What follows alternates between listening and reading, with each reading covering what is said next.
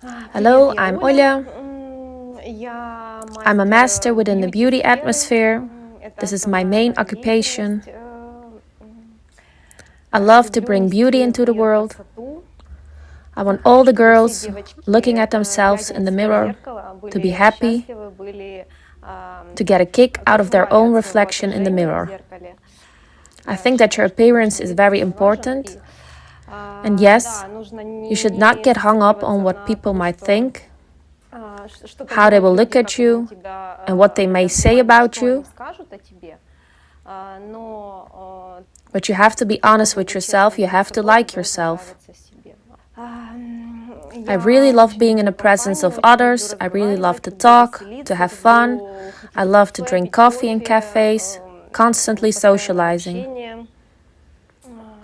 Perhaps now I can say that I am strong and that I can rely on myself. My child, I'm responsible for her. That's why I have to be strong. That's probably why. Otherwise, I would have stayed home. I would have fought. Because of my child, I left. After all, I don't want her to see this. And I became stronger. I was very relaxed. My life at home in Ukraine was easy, probably carefree. I was occupied doing what I love, and the money was just an asset. My husband always took care of the material part, groceries, utilities, and I earned money for myself, just for manicures and a hairdresser. All material issues were handled by my husband. He has his own production of car equipment, and now he has closed his production completely. He had a big factory in Cherkasy, and in Irpin he had an equipment sales office with all automotive stuff. Closed, fired people, and went to war. The fear of that is the most important. No time to be materialistic at all. When you wake up 5 a.m. on the 21st and try to understand what you need to take with you, where you are going, for how long you are going, you just grab your documents, medicine kit, not even for you, but for your child, and you just go. Nobody thought about the material things. That's why the fear of that was felt the most. Everything materialistic was for later. And I wasn't even interested in women's beauty at that moment. It didn't matter how you looked. But nevertheless, I woke up at 5 in the morning from the bombing in Gostomel. My windows overlooked the airport. And I went to wash up. That's the first thing I did. I went to wash up. Then I woke up my husband and told him that the war has started. We didn't leave on the first day. We woke up at 5 a.m. on the 23rd from the bombings. At 12 in the morning, we already went down to the basement with our stuff. I didn't intend to go anywhere. We slept there for days. There was only one exit from Bucha left at that time. Then my husband was called, and they said that he was called to duty. He has 4 children, and I was scared. After that, my neighbor said that 2 bridges had already been burned, and if there was an opportunity, I had to leave. And since they were leaving by car, I agreed to join them. When we drove, we were on the run through the only remained exit. The tanks had already bombed Vorzel. I was scared, but I was burned out. We had a car full with children. And it felt like I was in a state of exhaustion and fear, terrible fear. I calmed down a little when we arrived in the Cherkasy region. We saw the sunset, the field. Only then there was peace, because before that it was like hell. Machine guns, tanks, bombing, helicopters.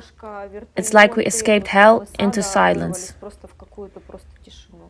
At first there was a lack of understanding. There was a heavy resentment. Why? Why didn't he pick us? Why did he pick work? And when his oldest daughter tried to convince him not to go, he had a few reasons not to go. He has 3 underage kids.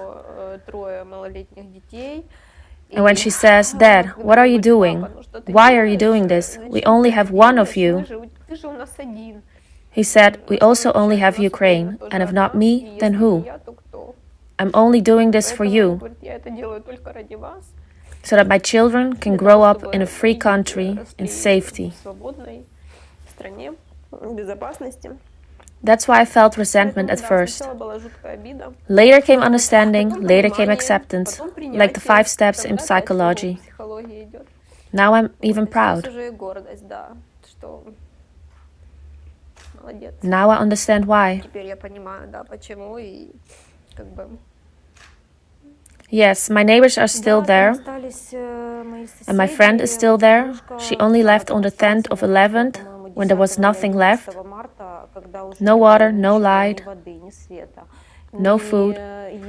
At that time, there were already Russian soldiers living in our residential complex. They gave them the opportunity to leave, but with one bag only.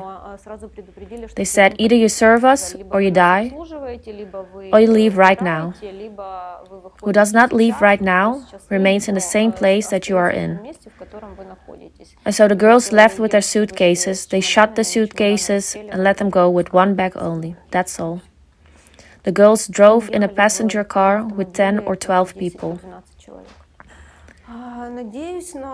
I hope that the war actions will end soon. In fact, I hope that my child will go to school in Ukraine in September. But I wake up every morning and read the news, and I become more disappointed in my dreams, my plans. I understand that I probably won't leave for a long time. Therefore, you want to arrange your life as much as possible. So you would want to come home. The place that I live at, I already call home. In order for me not to run away from there, I want it to be cozy and comfortable. The girls who also came from Ukraine are helping me to hold on. Socializing with them, meeting with them, meditation, yoga, sport, all of this is very helpful. It lifts up your spirit.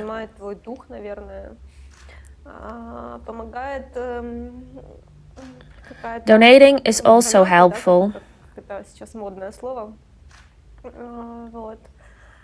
I try to give, but it is most likely like your inner state that tells you that you are paying something off. You are in safety now, and people are there. That's scary. So you continue to donate, but the feeling is in fact that you are paying off the war a little bit.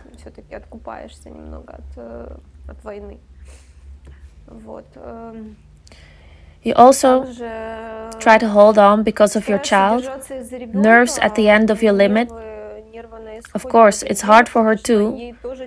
And when she starts to worry a lot, drive me crazy. Later, I tell myself that it's even harder for her than for me. I understand what is happening. She also does. But not to that extent, not like that. She cries and asks, "Mother, why is Nastya's dad here with her, and our dad isn't here?" And I try to explain to her that it's your father's choice. It doesn't mean that one dad is good and the other one is bad. It's just your father's choice. That's why we have to be strong. And try to tell your child that everything will be fine, and believe it in yourself. I believe in it. My main point was to learn the language and go to work. I understand that this is not possible yet, since my child is always with me. We still have work ahead of us. because I understand that I will probably still be here after September. The motivation to learn the language and adjust here is growing. I'm happy that the Netherlands provided the opportunity for my child to go to school. That's just nonsense. How is that possible, to go to school in a foreign country?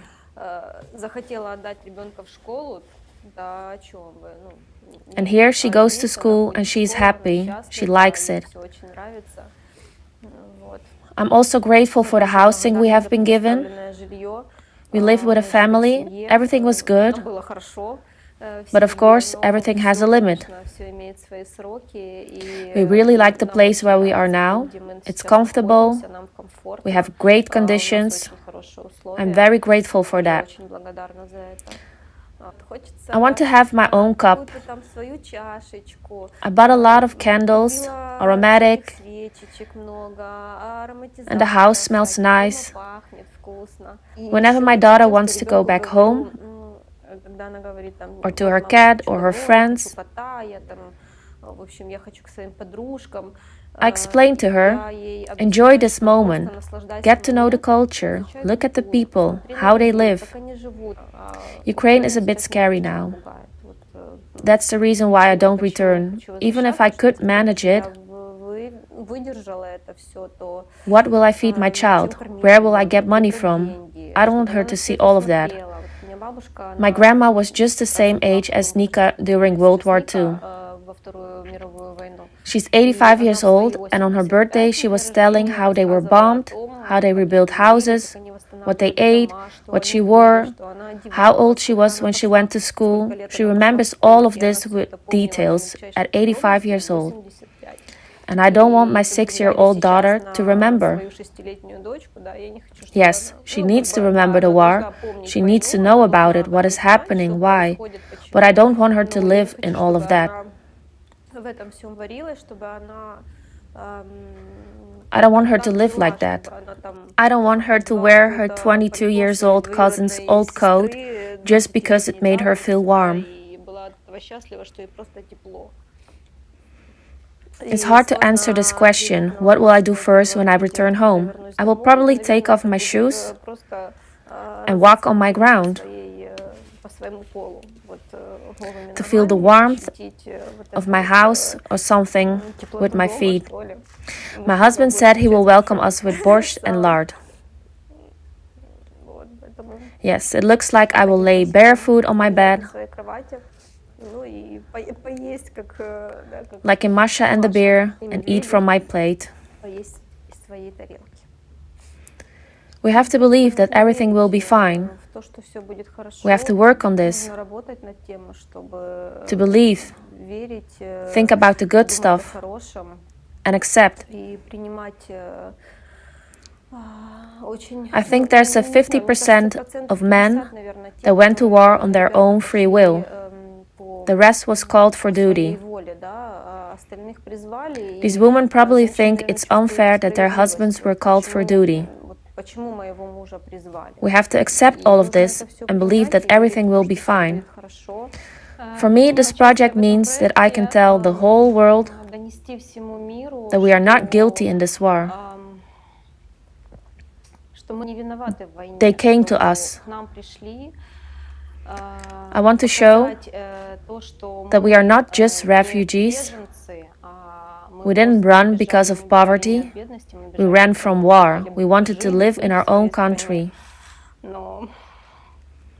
I ask the world, the universe, I ask for peace. May there be peace all over the world. I sincerely wish this. So no one will have to go through this anymore. Not us, not our children, not our grandchildren. So everyone could live peacefully and happy. And no one would claim someone else's territory and tell people what to do, how to do it, when to do it. So everyone could live independently.